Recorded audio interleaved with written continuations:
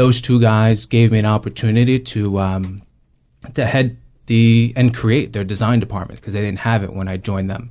So from there, they really taught me the ropes of restaurant design, operations, how restaurants flow, how to make money out of a restaurant that flows well, good directions to go in from a design perspective, and what to stay away from. So it's waiting on fries that you don't get it. You don't. What do you mean you don't get waiting on fries? Hopefully the customer never hears waiting on fries. But all this time on the entree and it's perfectly executed, and then you're like, ready to go. I forgot to fire the fries. I just always use that when I forgot to put somebody's order in, and I was like, hey, I'm just waiting on the fries. It's gonna be 2 more minutes.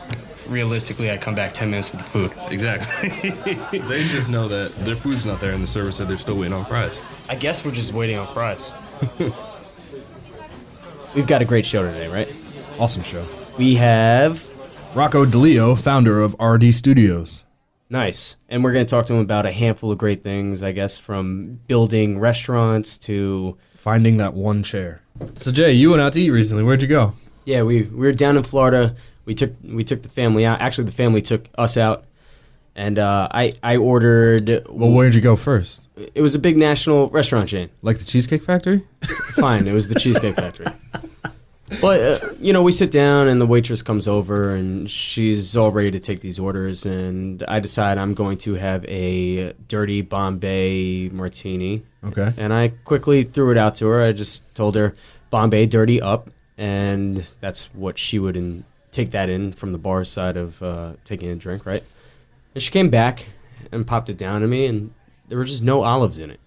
And I was like, I said, oh, did you happen to run out of olives maybe? I would never deliver a dirty martini without olives in them. Did you actually say it like that? Did you happen to run out of olives maybe? Yeah. And she said, oh, no, you didn't say anything about olives. Did you first address the fact that there were no olives, or did you just say, hey, and then the server came over and you're like, did you run out of olives? Sort of, but did in you more first finesse. Say where the excuse me? I'm just trying to figure out how you address the situation. Because the first one way or one way you kind of sound like a dick. Yeah. And the other way, maybe you're being respectful about not having olives in your drink. Hey, server, did you run out of olives? We have our own quote unquote dick way of being in New York, where we're just quick to the point, right? Wait, time out. Were you in New York or were you on vacation? We're in Florida, which is a very lax place, right? So lax. whatever. She goes, how many olives would you like? 2? And I go, no, never 2. 2 is bad luck. It's got to be 3. Odd numbers only. You sound kind of pretentious. You know what? For these, I am a little pretentious in some senses, Florida I guess. All right, people. so that's issue 1. Whatever, I get my olives. I'm cool. I'm not throwing any fits because we work in this industry, right? I understand. Maybe she doesn't really know. So then we're sitting here, and I'm eating my Cheesecake Factory size burrito, which is about a 10-foot shoe size. So like 13,000 calories? Exactly. Yep. Took all of those down. And was it a good burrito? It was pretty okay, yeah. Did it have the sauce over the top? No gripe. Yeah, there's sauce on the top. I hate that. I can't stand it. You have to eat it with a fork and it knife. makes You can't no pick it sense. up. Why wrap it up and then put sauce on top? So, yeah. Sour cream on the side, guac on the side. Fantastic stuff. This whole time, all of the family... Because then it just falls all over the place and it gets all soaked and everything. I know what you mean. And there's we've 6. Moved on. There's 6 of us here, so all these plates are starting to pile up, and me being a guy that works in bars and restaurants, I'm just stacking them perfectly. Yeah. I'm making them so nice for this she wasn't even young, this lady to just take away ever so gracefully. You didn't have to say that. None of us had seen her. You could have said young lady. It would have been just Well, I'm fine. painting the picture because she's not new in the game. She's been worried here for about a while. Calling out the Cheesecake Factory, but he didn't want to, talk about the age of the... Age doesn't matter. But you choose to focus on I stack everything it's just nice. a number. I stack everything nice here on the side for her to take away ever so gracefully. And I'm having a Larry David moment because I'm just sitting here staring at these plates. Every time she walks by and says, how are we doing over here? How are we doing over here? She doesn't take the plates. They're just here on the end of the table in the middle, perfectly saying, please take me. At some point, I just took the plates. I took the garbage that was accumulating. I just put it on the table next to me. I was like, if that doesn't go away in a super passive-aggressive sense, there's a problem here, right? Jay, I think the problem is you're taking your super high New York standards of service and trying to make them relevant for where you were, when maybe perhaps they have a more relaxed idea of service down there. I should have just went to the Manhattan equivalent down there. No. I disagreed with everything up until the plates part of it. That drives me nuts. I get what he's saying. It drives me crazy. maybe some people aren't going to start clearing your plates until you're done with your meal. There are people that can't eat with me because like I'm done. And then I just go, I do one of these, and I just move my plate in front of it, like to the left. So like as soon as I'm done eating, like everybody's there, and I'm just like there. Yeah. And then whoever's next to me, like, dude, like, why is it in front of me? And I'm like, well, they didn't take it away. I don't want it in front of me. But I don't understand. I don't understand it. Like I get it. I get what you're coming from. Especially in that scenario where you stack the plates and put it there, you're like begging them to get the plates off the table. Like I can't stand it. I get it. It's such a pet peeve for me. I agree. So guys, you drink anything decidedly better over the last week? I sure did. Like what? I've been trying out a new brunch drink that I'm working out with. Well, one of Diner Brew's ciders. So you're putting hot sauce and tomato juice in the cider and calling it a Bloody Mary. What? Ooh. No, sounds good. No, that's not what I'm doing. That's not what I'm doing. I'm glad you're both my friends because he's like, oh, that sounds good. And you're like, oh, that's gross. What's the cocktail? No, I'm just trying to It's Scotch and blue cheese for Jay. accentuate the cider a little bit. And since pomegranate juice is nicely in season right now, I'm trying to add like another version of a mimosa to the brunch menu. Pomegranate and apple. I'm adding a little pomegranate into the apple cider. It gives a really nice color throughout the thing, kind of like a dark pink. And what else you got? That's it. It's very, very basic. Yeah, it took him 2 weeks to put that just cocktail together, and you just came pomegranate over and here and Pomegranate, shat on it. we tried the cider. We tried the Diner Brew cider. He's got a bunch of different ones aside from the beer, and then tried to just spruce it up a little bit with a little extra fruit, making brunch better, doing all that stuff. But it is the final week of the Decidedly Better Challenge at Diner Brew. What's that? So the Decidedly Better Challenge is you as the drinker making the choice to drink decidedly better. Post a story or take a picture of yourself drinking a Diner Brew Co. product at the Diner Brew Co. tap room. Yep. Tag you and a friend, and you win some cool shit. And make sure to use the hashtag DBC Decidedly Better. There you go. And that's at Diner Brew Co. on Instagram.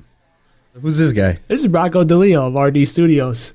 Man, architect and design professional. Come on, Nooms. You don't know this stuff? No, not yet, but that's why he's here. Hey, Rocco.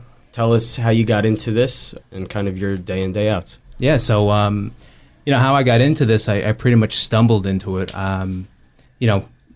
Being young, drafting, sketching, not really knowing what I wanted to do, but knew I had an interest in design and knew I had an interest in drawing. And, I had a good mentor who kind of pulled it all together for me and led me in the direction of going to architecture school.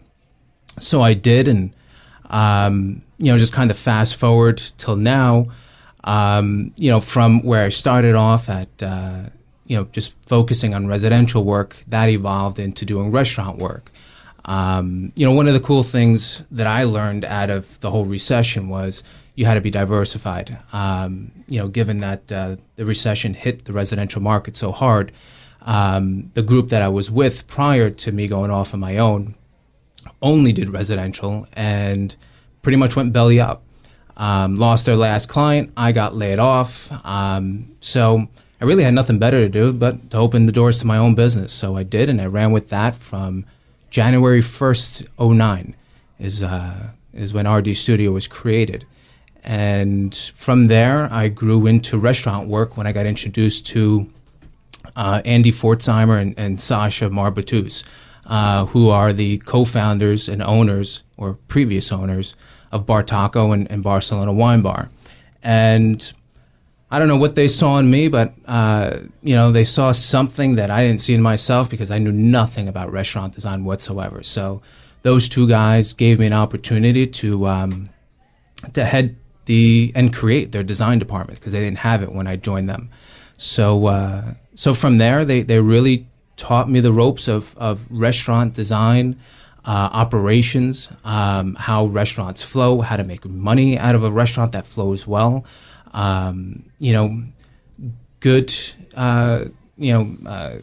Good directions to go in from a design perspective and what to stay away from. So through all of those years, kind of ended up where I am now with, me continuing to run my own business, where we focus on a whole bunch of restaurant concept on a national level to a local level, to working with Justin and helping him out on, wherever he needs help on, his next endeavor on this new restaurant. By the way, when's it going to open? Yeah, I'll let you know when I know. I'd love to know that answer. Wasn't the right last now. number 190 days? Yeah. Somewhere around there, ballpark. Yeah.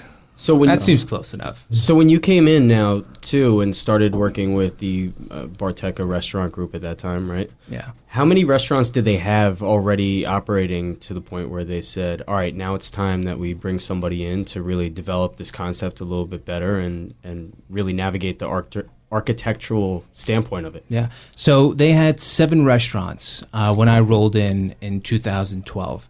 And at that point, they were invested in by a local PE group out of Greenwich, and they knew at that point, and part of the structure of the investment was, they needed to scale both concepts. So they knew that they needed to bring architecture and interior design in-house, and that's when he went searching for someone and found me. So you sit down, you start having talks, and I could imagine that your sit down is asking, what do you want to accomplish in this? Did you have a direction that they were looking to lean towards with their properties and developments? Yeah, I mean, when Sash and Andy were doing it by themselves, Sash is the creative director behind, both concepts. He's the one who pretty much created the vision for them. Doesn't really have a formal culinary background, but he understands food. He understands the simplicity of food, without overdoing it, kind of just letting the raw nature of protein and produce kind of be what it is, rather than dressing it up with, too many sauces that makes chicken not taste like chicken. Mm. So he brought that aspect to it, and he brought the business aspect to it. But when they brought me on board, it was all about scaling fast to about 4 or 5 restaurants a year. But more importantly, through that whole process, one of their biggest goals is that they didn't want to be a cookie cutter restaurant. Having each concept, look familiar to one another, have those similar traits that a brother and sister would have, but, understand that, everyone has their own personality, and they wanted every single one of those restaurants to have their own personality. And one of the things that they did incredibly well was each restaurant fit into the context of the neighborhood they were going into. And, Barcelonas and Bar Tacos, again, they all generally look the same, but, we always kind of looked at the culture and looked at the neighborhood to see what it had to offer, and kind of pulled those inspirations into the design to make it, your local restaurant, your local bar, so that people were familiar with it rather than this, space shuttle from outer space just kind of dropping and plopping in the middle of a neighborhood and everyone wondering why the hell it's there. And that's really true too, as we do have Barcelona and Barteca are not really on the West Coast at the moment, I think. No. Excuse me. They have as Denver or Colorado is as west as they go. Well, we're heavy up the East Line. They're very much. And when you do walk into all of them, they are all very familiar yet completely different simultaneously. So, for an instance here, Portchester's Bar Taco is almost nothing like Stanford's Bar Taco, or go further up the line to, where's the next one? Darien, Westport area? Westport. They're all similar, but absolutely nothing in that layout is really the same. Correct. All of it's bar-centric. The bar is the heart of that restaurant. But, one thing that differs from Bar Taco Portchester to Bar Taco Westport, the color scheme is the same, but, Sasha had the brilliant idea of, going to the local Westport library and talking to the local historian there and pulling a whole bunch of pictures from the archive of kids playing on the beach, old lighthouses that exist there, beach houses, and pulled in all of these, photos as the artwork for that restaurant, again, to kind of bring it back to, to the context of the community. That's almost like a Easter egg, if you will. I never known that as many times as I've looked at all the photography around the restaurant at all. I would have never thought that came from somewhere from the history of the town as far as a generic stock photo would be. That's a nice little point. So how many restaurants did you actually have your hand in designing from when you started with them to when you stepped away? So there were 7. When I left, there was about 35 restaurants in total. So, jeez. Yeah, so... That's a solid number. Yeah. So you mentioned that the bar is the heart of the restaurant and Bar Taco, right? And Numa's described Manhattan as the kitchen being the heart of the restaurant. So what do you think when you're designing? What's like the driving force of deciding whether you want the bar to be the heart or you said bar centric, or whether it's like kitchen focus? Well, listen, it all comes down to the concept. It all comes down to the restaurateur, right? I'm just a tool that someone's hiring to kind of help turn this idea into a reality. I did that for Andy and Sasha, and I'm doing that for all of my clients now. It all comes down to the concept. Do you want a more bar-centric design and concept, or is it more culinary driven? And from there is really how you start master planning that floor plan and the orientation of the kit of parts. And maybe it's a combination of the two. We explored this similar idea of, what if, it's not just bar-centric, and what if it's not just, culinary driven? What if we literally tie the kitchen to the bar, and have it as, this one grand experience? We've done that before. So you see that a lot with like oyster bars, where they have like the oyster bar connected to the bar, so there's always something going on, and you sit down and a lot of actions.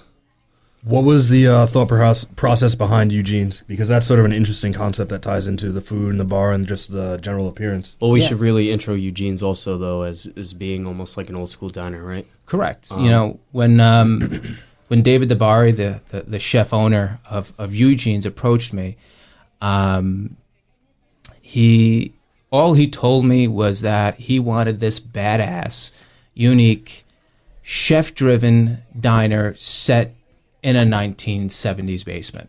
That's awesome. And that was it. That's what he gave me, that one statement. And what was your first thought after hearing that? Like what one unique like item or showpiece stood out in your mind? One of the things that got me really excited about it was when he told me he wanted a rotating cake display case. And he wanted to make sure that the rotating cake display case was literally what we would call the bar, what we would call the cake. Yeah. I mean, the kitchen. In this particular restaurant, it was a cake-centric, restaurant. Literally, he wanted to make sure no matter where you were in that restaurant, from when you walked in to when you walked out to the bathroom, that everything and everybody revolved and saw that cake display case. And it's right there, right at the end of the bar. And that's, what we did. We started with pinpointing where it was and worked the remainder of the restaurant around it. And what's really interesting, too, in that design, I actually just went in there for the first time a few months ago, and I had some bone broth, and it was served to me in a teacup, which to me, I said, is fantastic. I'm just sipping my soup out of a cup, essentially.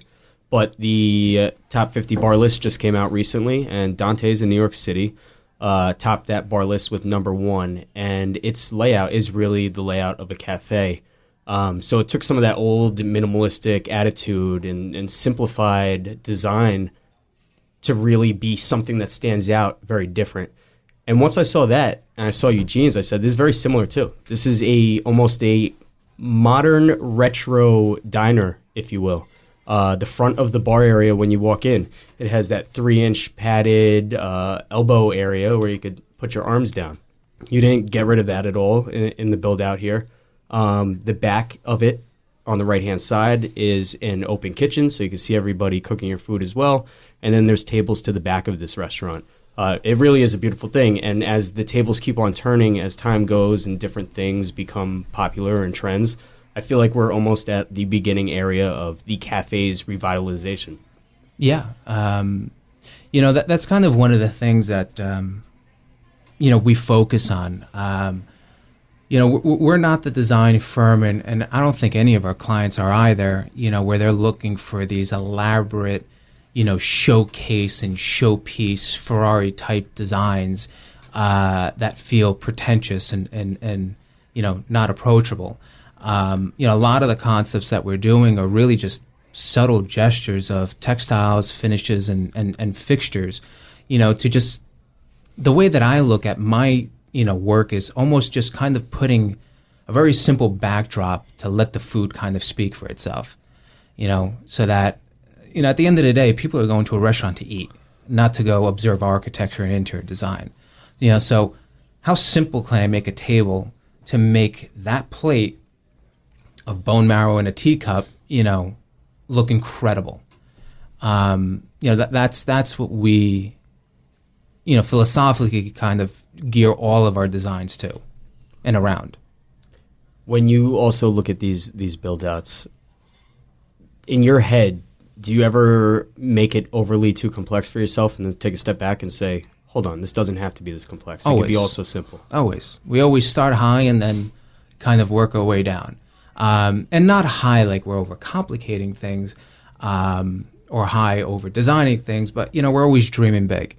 And trying to kind of rethink what a wine case can be, but yet still make it functional and not make it glamorous. Or rethink a tabletop or rethink a table base. We're always dreaming big and thinking high, and then we get the reality checks of budgets, and some way we kind of start value engineering things out, and without compromising the overall goal of the concept, and find middle grounds and run with it. But this budget's always get in the way. I was just going to ask you. Every time. If we could just get rid of budgets. I mean, like unlimited money, yeah. Yeah. If we just had unlimited money. Did you have to scale some things back with Smokehouse, New Rochelle, Virgin? I doubt it. too? Justin's a pretty logical guy. Like, he definitely stays within the budget at all times. No, I definitely don't. Mike probably I was going to say, fights Mike us looks like the back budget to guy. the budget. I'm like, I don't know. I have the crazy ideas. It's like, we can't spend $200,000 on I was trying to give you credit. I didn't want everybody to know your secrets. No, we're not getting an Instagram counter and Facebook counter to let people know how many people we have following. That's that we useless. did. That, We already have that. that. We did. No, that we did.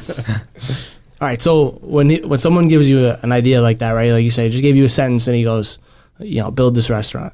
How much of it are you drawing off of like imagination or like your own head, or do you start like, all right, I gotta go hit up some diners?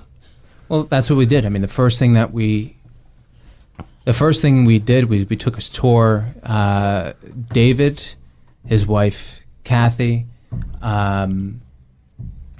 Mandy, my senior designer, and myself. We took a trip down to New York City, and we had one particular restaurant they wanted to go see, and they wanted us to see, and then we kind of wandered around aimlessly and just kind of gathering inspiration. But to your first question, a lot of our designs comes from experiences, comes from our travels, comes from, our books and, our design and our design heroes and just a lot of it just constantly absorbing ideas and constantly absorbing, ideologies of good design and good practice and, wait for the opportunity like you knocking on my door asking me to design a restaurant for me to just pour it onto that piece of paper. So it's not like we're just pulling things out of thin air and, recreating the wheel. It's more of drawing inspiration from others and fine-tuning it to our style. Do you have a texture, maybe, that you go to almost as a default and try to stop yourself occasionally and say, no, I've been using that a little bit too much lately. Maybe we should scale out of this? No, man. I've been saying this for a long time. I hate the word favorite. I don't have a favorite of anything. Because I think, once you start having a favorite, you find yourself in a pigeonhole of using it over and over and over and over again. We have philosophies, we have understandings of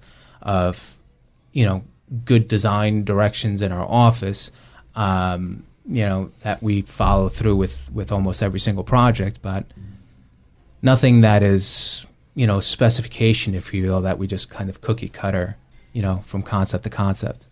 And that's a good statement too, where you just say if you do start to have a favorite, you are kind of just in this rut of doing the same thing over and over you're again. not reinventing yourself. And as even somebody, like a menu, right? I mean, you constantly need to reinvent that menu to keep people interested and keep people coming back.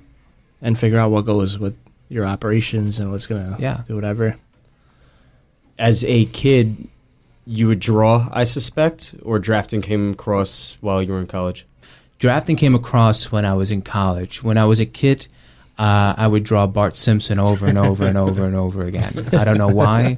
Maybe it was an easy cartoon character for me to trace, and and draw. But between that and just I would take things apart a lot. I would constantly like take my Nintendo set and take it apart and put it back together because I was just so interested on what the hell was inside this gray box, and what makes Super Mario walk on my screen. So Did it not work? not that I ever figured out, That's impressive. but I can tell you, Super Mario, they don't walk across my screen anymore when I took the thing apart and tried putting it back together. But I was just always curious as a kid when it came to understanding how things were assembled, put together, and I was always sketching. So you were working for another company before the recession Yeah, as a architect, yeah.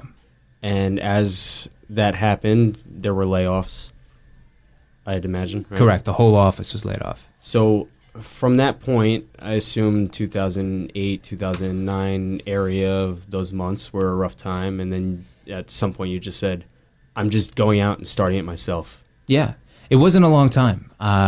So the market crashed. I think it was August of 2008.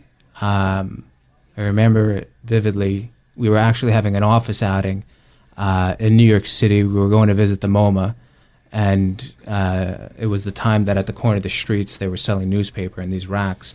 And the headline was of the day before, Dow Jones crashes 500 points. So that was eye-opening. But we still had, a handful of clients still in our mix to keep the office alive. But then it was, I think, the first or second week of December that the last client we had pulled the contract, and the company had no clients to support us. So I would think it was the day or two after that news came through. The partners of the firm sat us in their conference room, and one of the partners was crying. It was just whatever. It was sad, but laid us all off. And so So some people went outside and went to go smoke a pack of cigarettes. Others went to their desk and cried. I went back to my desk and I took the resume that I had and I quickly started putting it on Craigslist and everywhere else that I can plaster to find another job. But realized real quick that no one was responding. And the few people that did respond, were going to pay me minimum wage. I was going to be some slave in a closet office in New York City. So I had no debt, I had no kids, I had no responsibilities. I'm like, I had nothing to lose. So I took the leap of faith and ran with it January 1. So within 3 weeks, I went from having no job to having a job. or having your own business to Yeah. that effect, right? I created my job. So now the other question is too, because people start businesses all the time and then they go, all right, now where are the people? How did you start getting the contracts to do what you're doing from literally almost nothing? Network. I brag about it a lot.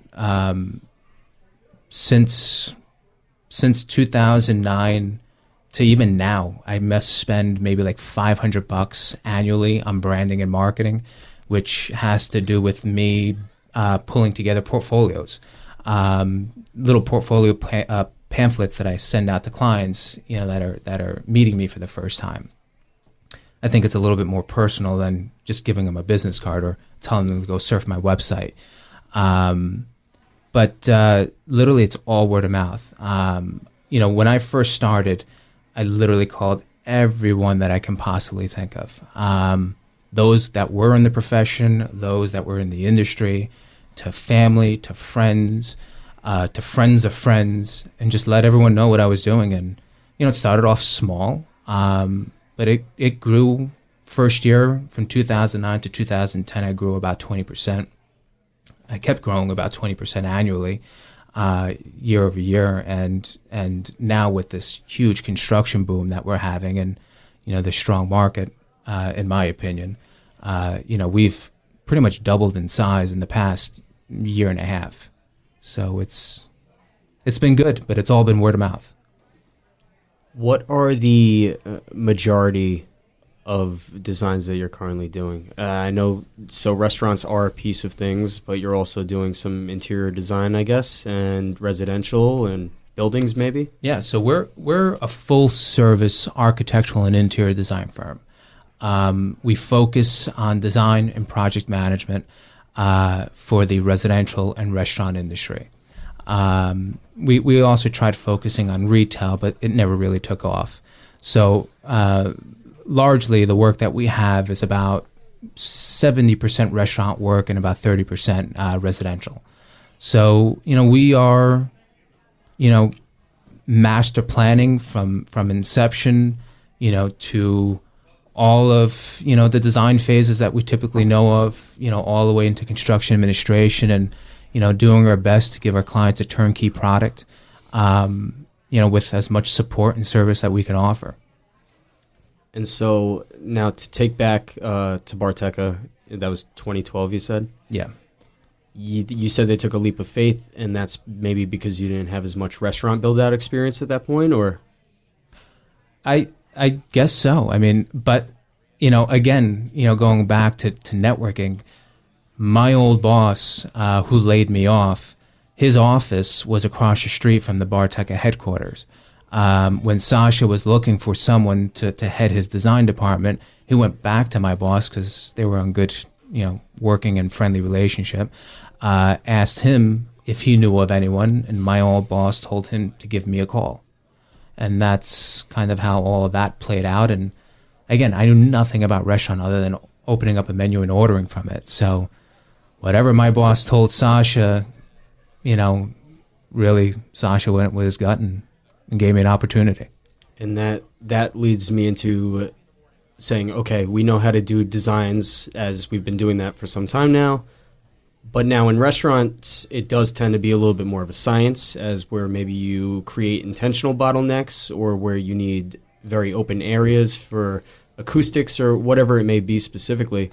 But in that transition of starting to do more and more restaurants, after you did the first Barteca or Barcelona, did you maybe learn some things that said, I have to change this in the future to make this more presentable for people to congregate or enjoy their food or, whatever it may be? Constantly. I mean, every single project.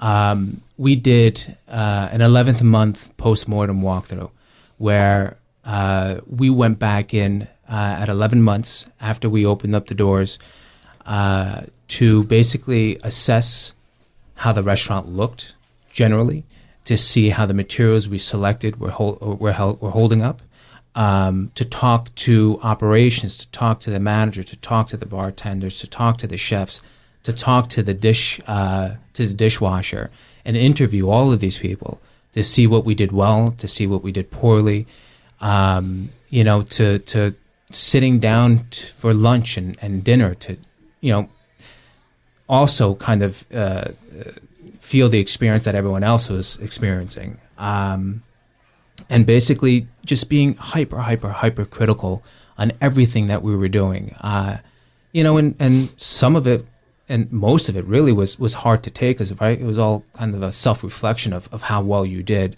But we learned so much through that process of just how to better the product, how to refine it, how to better the experience, and all of it.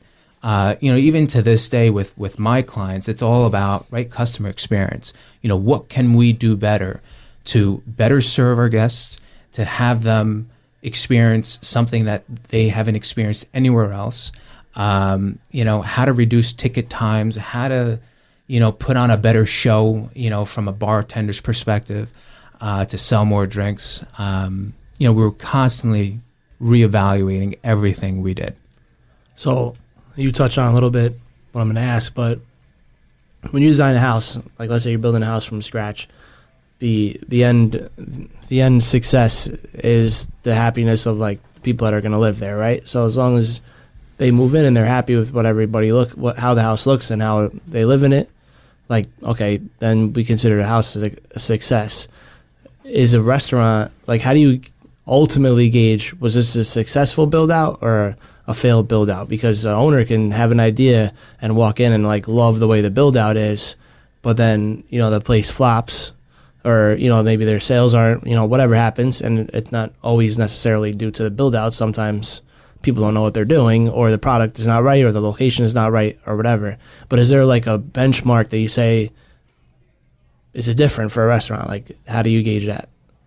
Yeah, again, I think that benchmark is that 11th month postmortem walkthrough.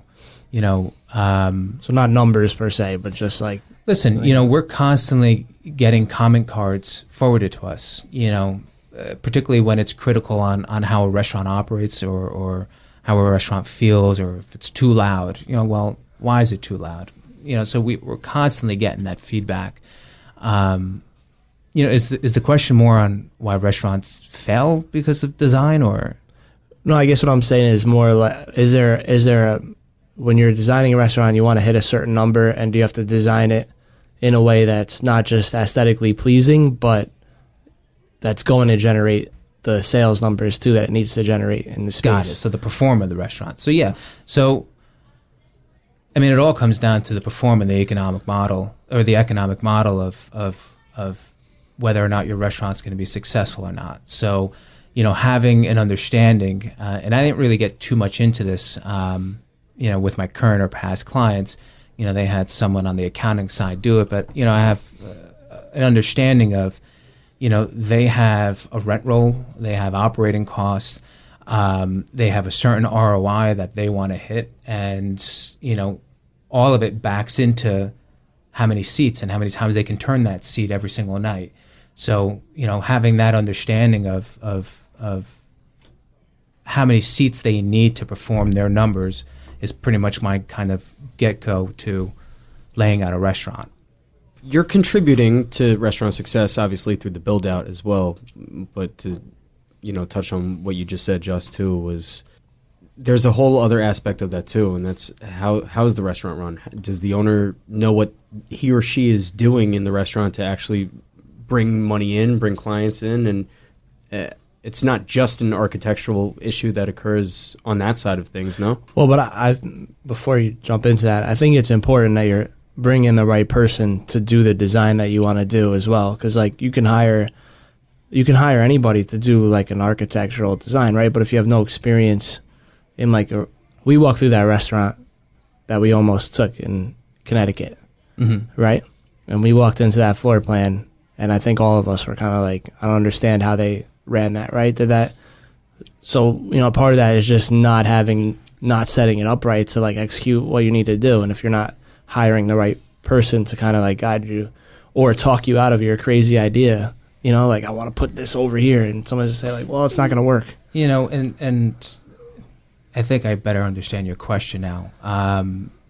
You know, it's finding that balance in design and in operations, and just general functionality of what a restaurant needs to work well and feel good, is important, particularly when hiring a designer. You know, architects are notorious, and I'm an architect licensed, but just given the formal training that I've had, you know, I kind of shy away from the norm. But generally, architects always want to kind of over-elaborate and almost kind of over-accentuate code requirements. You know, if a 36-inch opening is required, they're going to make it a 42-inch opening. You know, but, you know, one of the things that if you're not well-trained in restaurant design, you know, everything is about footsteps, right? You know, the less steps you take, the quicker the service is going to be. The less steps you take away from your service station, the more service and attention your guest is going to get in that table. So, you know, the proper placement of a waiter station to a certain dining section, and making sure you have enough waiter stations in your restaurant, you know, to accommodate the amount of seats and sections you have, are incredibly important. Because the last thing you want, right, is to have your server, you know, serving a table 10 at the front of the restaurant, to have to go all the way behind into the kitchen to get them a fork, to come all the way back. Because you know when they get back into the kitchen, they're going to be looking at their cell phone to see who texted them. And it's going to take that much longer for that guest to get that fork. Rather, if you give that server that waiter station and everything they need in that waiter station to serve that section, there's no reason for that server to leave, which optimizes guest experience. So that's, you know, what we bring to the table, you know, with all of our projects. I think steps matter tremendously, and people think I'm crazy all the time when I complain about something. As from the bartender's perspective, say I'm working the service well, and I'm getting slammed with tickets during prime time. I have to not only make the drinks that are somewhat near the well, but then I have to walk all the way around the block to go get wine glasses just to bring wine glasses back over to the service station. I go, why do we have all these glasses of wine on the other side of the thing when the service printer is right here? And now I've just walked back and forth 6 times for each ticket pretty much to have to get these wine glasses. And kids are like, just deal with it. Oh, you crazy? I go, yeah, but the workload could be so much shorter. We don't have to have this many bartenders like tending to one single ticket. Makes no sense. And it can be as easy as putting a drain board next to you, with glass racks that go underneath and clean glasses on top, for you to have everything you need within arm's reach, or at least, with a 180-degree turn of your torso, which is really how we design. And making sure that every single one of these cocktail stations are identical so that you're not retraining, with every movement that you take. So, yeah, I mean, that's some of the errors and issues that we keep seeing. We get much deeper with design, partitions, and concepts with Rocco DiLeo of RD Studios, but the rest of this interview will be updated in full. But in the meantime, find Rocco's information in the show notes and subscribe to the audio feed so you don't miss new releases.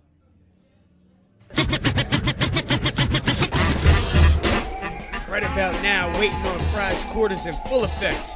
Judge J residing in the case of Waiting on Fries against the Yelp Reviewers of America.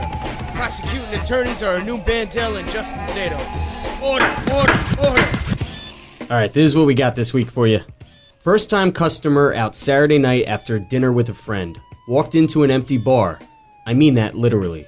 There was no one tending the bar. After waiting about 10 minutes, my friend and I grab our own beers and sit down with the 4 people sitting in the corner. The bartender comes back from what I can only assume was a lengthy smoke break and is furious with us for getting our own drinks. She would not stop harassing us about it. So we pay her for the 2 beers and decide to try our luck at the next bar over. The bartender next door refused to serve us because, quote unquote, her friend told her what we did. I never go to Decatur Square bars because I've heard a lot of negative feedback on the service, patrons, and atmosphere. My fears were confirmed and I will not be returning. What? It sounds so odd. Yeah. Like, what a weird review. I think this person is focusing on the wrong things. Like, they have to go behind the bar to grab their own drinks. That's a big no-no. Like, you should expect to be thrown out after So, that. like, I can understand writing a review, and I've been to plenty of places where, it's kind of dead and it's not good. Like, you walk in and there's nobody there. But my general reaction to that is not like... It's not to go behind the bar and get your own drink. Let me just go back there and get myself a beer. Like, Do you ring yourself up while you're back there? No, like, that's... It sounds like something else is going on. I once... I used to have the camera control on one of the bars, and I would open it every so often to kind of gauge what kind of business we were having in that night. And one night I opened up the camera control, and literally the one new guy that I hired for a Monday night slow shift is literally in the bar with about 70 people on the other side.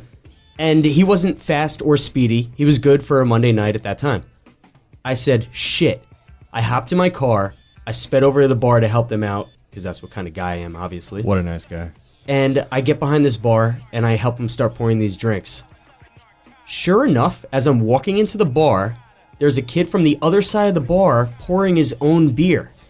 I have never yoked up a kid quick enough and threw him out of the bar.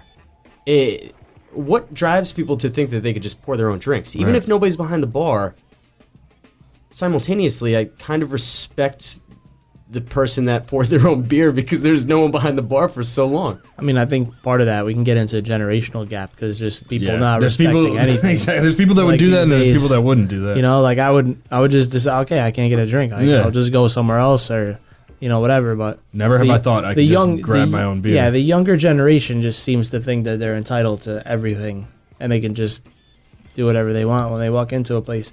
But it just seems weird to me. Like if you walk into a place and it's empty, like at least in your scenario, the place is full and you're just like waiting for a beer for a long time, so you just get tired of waiting for a beer. Because that's like my thing too. I hate waiting for a drink. I can wait for food or whatever, but like I want I want my drink right now. Snappy. Like, get it to me. I need a drink. But if it's empty, like, my desire to stay there is not. Exactly. This It's maybe not isn't there. the place for me at that point. Was there a follow up to those girls that walked into an empty bar, and there was no bartender, and they just poured their own drinks? There was, and the bartender writes back here. First off, I should have just got the cop outside instead of being a nice person and had him taken to jail. So many other things I could have done to ruin her night, but didn't. Just to have her unappreciative, disrespectful ass try and ruin my day. Fucker. I shoulda, coulda, woulda, so many things, but I was trying to help these drunk bitches out. That's what the fuck I get. Handplant emoji. Not happening next time. Big girl panties on because no matter what, people are miserable and want to ruin you just like they've ruined themselves. Also, her Yelp picture is fucking photoshopped. Period. That bitch was 300 pounds easily. Period. Oh, come on. Size doesn't matter when it comes to things like getting your own beers. Nobody's more entitled than anybody else.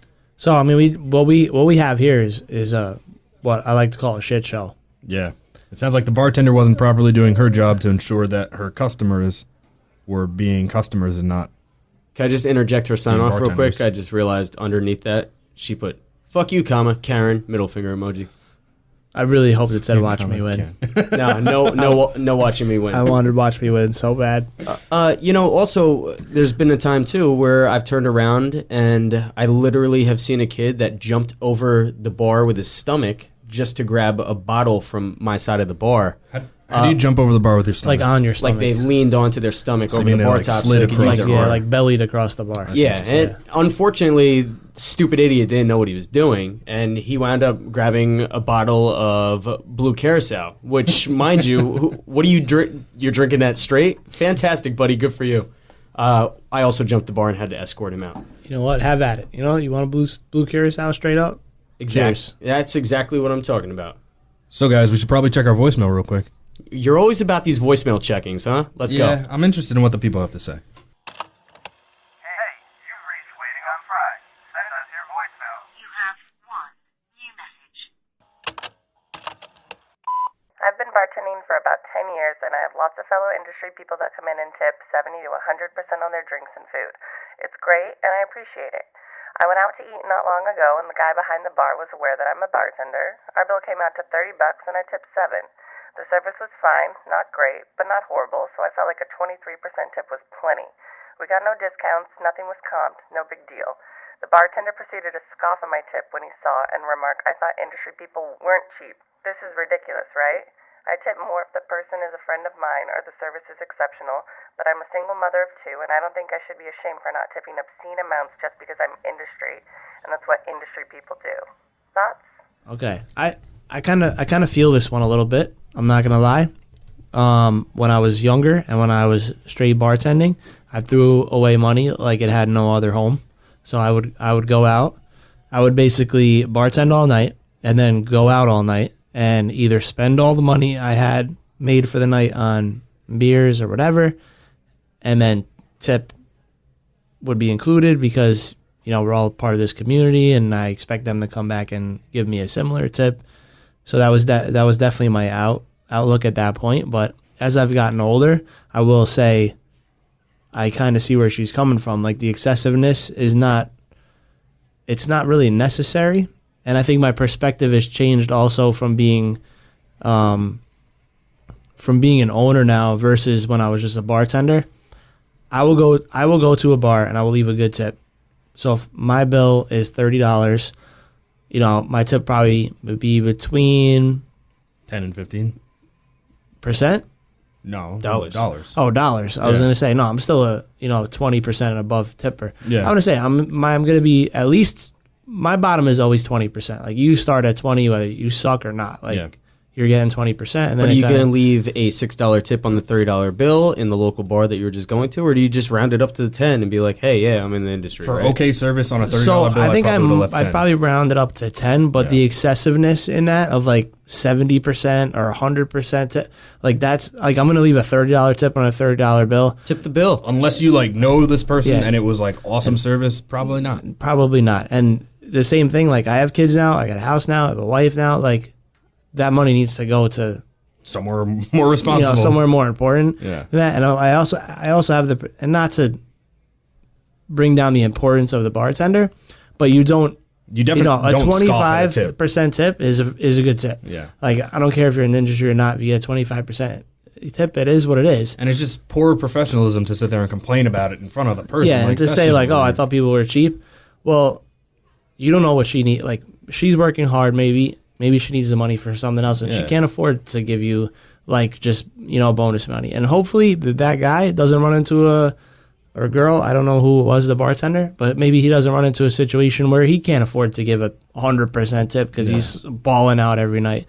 And first of all, let me preface that too. If I go to a bar with like 2 or 3 buddies and I spend like $300, is my tip supposed to be $300? Like if I leave $100 tip on a $300 bill, maybe in this bartender's eyes it should be. Is that bartender going to be like, I thought industry people weren't cheap?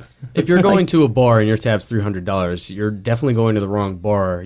It should not be expected that you're tipping the bill or anything in that sense, right? Like how many times would you come in just and check me at Black Bear in those days? And yeah, I would take care of a handful of your beers on a busy Friday, Saturday night. It doesn't matter at the end of the day because we have so many bodies that are coming in. And if I poured you a vodka soda or whatnot, that costs us 30 cents. I throw it on my buyback tab, and I think I remember you coming in still taking care of me on the reciprocal end. I mean, for sure, I did, and I think we're a little closer than, like, it's definitely a little closer than just, like, hey, another bartender that I know. But I will, like, just my perspective changing is what you just said is a perfect example. For the most part, as an owner and has now gone through the grind in the industry and actually gone through the grind, not the grind I thought I was going through when I was bartending, because let me tell you something, that is not the grind. It is not at all. You're making good money. You're like living life. Yeah, you relatively have no responsibility at the end of the night. Like you go home and it is what it is. We going through the grind of actually like running through this business. I've gained more respect for my colleagues in the industry. So what you just said is that you take care of this guy and take care of that guy. I mostly frequent places that I either am familiar with the owner or the management staff, or at least respect that staff. And if I'm gonna, over tipping is almost like a precedent for that bartender to give me a free drink. And I understand the cost of that free drink to the proprietor or to the actual house. Right. Like you just said, it cost us 30 cents. That's incorrect. It did not cost you 30 cents. That's your cost. The bottle of well vodka. But the point is, what do you sell it for? We'd sell that for a markup of $8. It cost you $8. It didn't cost you 30 cents. It cost you $8. Yes, and I did put it in on my buyback tab, in which I was allotted. But what I'm saying is, in where I am at now, you understand that $8. I understand that $8, and I'd rather not be taken care of. And I don't expect it. Like, if I have a random night out and I go out, I don't expect like my colleagues to just like buy me stuff. True. I'm not buying them anything. You come into my store, I'm charging you. Everybody pays. Everybody pays. Like that's the deal. So. I don't expect it, so I'm not going to try to do. I don't want to over tip and make that expected of that bartender, or you owe them, or I think it's disrespectful to a colleague to go in and over tip their bartender so that their bartender doesn't charge me for a drink, and then he in turn doesn't get those. It's the same reason I wouldn't use like Uber Eats or something like that. Like if I want to get something to go and they don't deliver, I'll go pick it up. Now, somebody that is actively behind the bar still now, too. I have a whole list of restaurants that I have to go check out or bars I have to go check out and go visit my comrades that are working those nights to have them, as they've come in to me and see me and leave what we call the rotating 20 on the bar top, which many bartenders do. Well, here's something. You can come to Manhattan and don't have to worry about that 20. Oh, because tips included. Correct. Yeah, exactly. So, I mean, for instance... You can come by guilt-free. Fair. And the other night we went out and had a late lunch. And at Manhattan? Somewhere more local. And at the end of the day, one of my buddies wound up taking care of the entire bill, which was very gracious, did not need to be done. And also, like you said, I don't go in anywhere expecting anybody to take care of me in that sense. If that happens, fine. But simultaneously, we left $50 on top also because the bill was taken care of, right? Thank you for that, by the way. Like I said, I'm not cheap per se, but I think that leaving a 20, like a well above average tip is more than acceptable once you've reached like a certain point. Sure. And we don't know where this girl is located regionally as well, right? Like $7 could go a long way in that town. In a city atmosphere, $7 can't buy you a stick of gum. That's not accurate. It's not fully accurate, but I'm exaggerating. Nooms, I was exaggerating. It was an exaggerament. Just wanted to put that out there for people. Gum costs less than $7. But simultaneously, it was very unprofessional of that bartender to scoff at that. At the end of the day, nobody should be scoffing at any tip that's coming in. Why did he even know what the tip was left at that point, right? Like, did you open the book instantly to take a look at this tip? You should never be doing that in front of a guest. Yeah. I mean, that's the big problem. Number one, that the girl that's asking this scenario, she shouldn't have been put in that situation. Doesn't matter. By like the bartender. if you feel like $7 is what you want to leave, go for it. Aside from it being like $0, like don't not tip, right? But like if you're gonna tip, like, if you're gonna decide like I'm gonna give a $7 tip and it's within the means of normal tipping, whatever. If it was that's above the normal tipping. If that's what you want to tip $7. Like who cares what so and so thinks? That's what it justified. Like give them $7 and walk the other way. The big problem is that bartender, like you said, completely unprofessional. I don't even ever look at a bill once a customer is paid while they're there. I just find it incredibly rude to do that because it undervalues their presence. Like I feel like if they're sitting there and I just look at the tip while they're sitting there, then what I've said is this is all you mean to me. Right. And now the level of service may or may not change depending on what's written on that piece of paper. So like I'll just put it aside and go through it later. I don't remember who's who if I want to judge it later, but I generally don't, but that takes away the idea that your hospitality was genuine. Right. Yeah, for sure. Never look at a tip or comment about a tip in front of someone. We've got tons of great guests with a solid story to tell lined up in the weeks to come. Whether you're in front of the house, the back of the house, or looking for ownership perspective, we aim to find you gems from others that have already experimented their way to success.